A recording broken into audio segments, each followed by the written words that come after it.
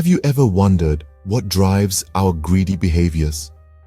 It's a question that has puzzled thinkers, from philosophers to economists, for centuries.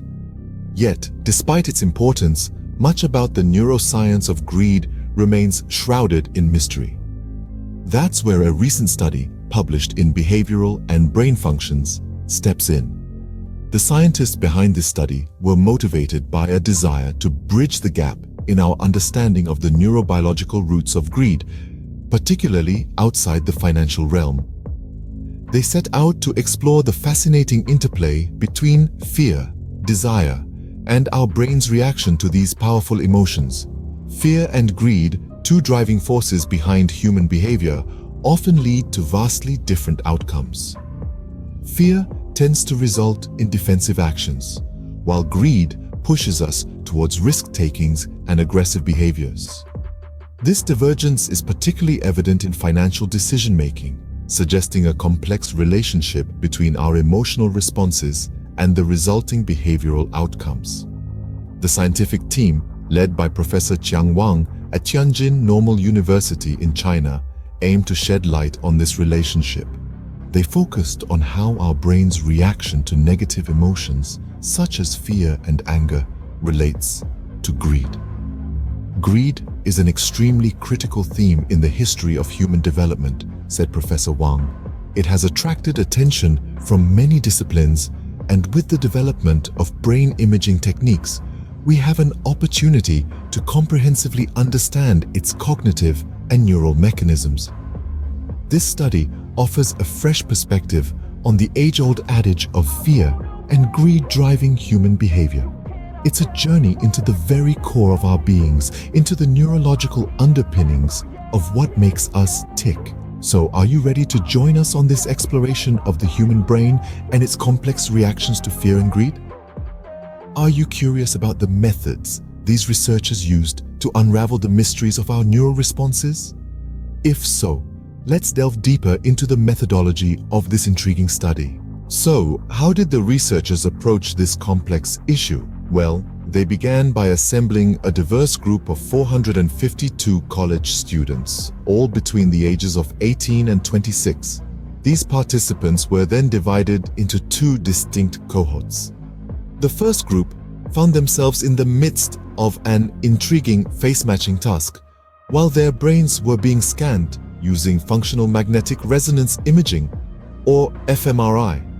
This non-invasive technique provides a window into the brain's workings by measuring changes associated with blood flow. It's a remarkable tool in neuroscience that allows researchers to observe the brain in action. The second cohort, on the other hand, sat back and simply enjoyed a resting state fMRI scanning session.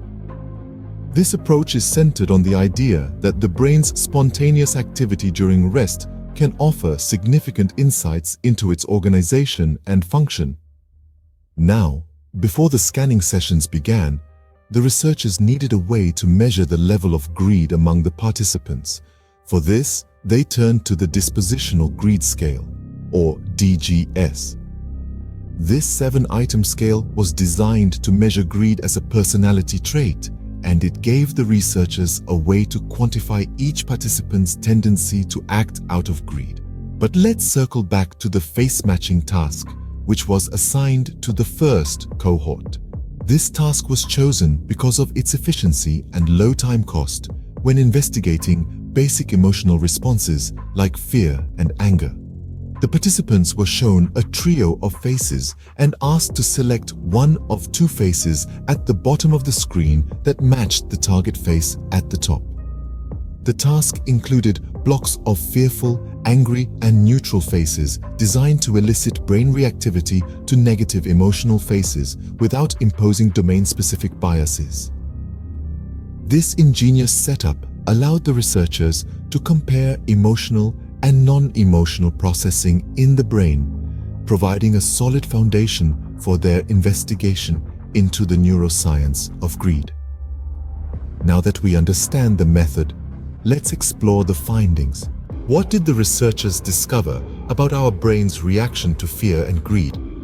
Well, it's quite fascinating. Contrary to what was previously believed, the recent study found no direct link between the amygdala's reaction to negative emotional faces, such as those expressing fear or anger, and dispositional greed.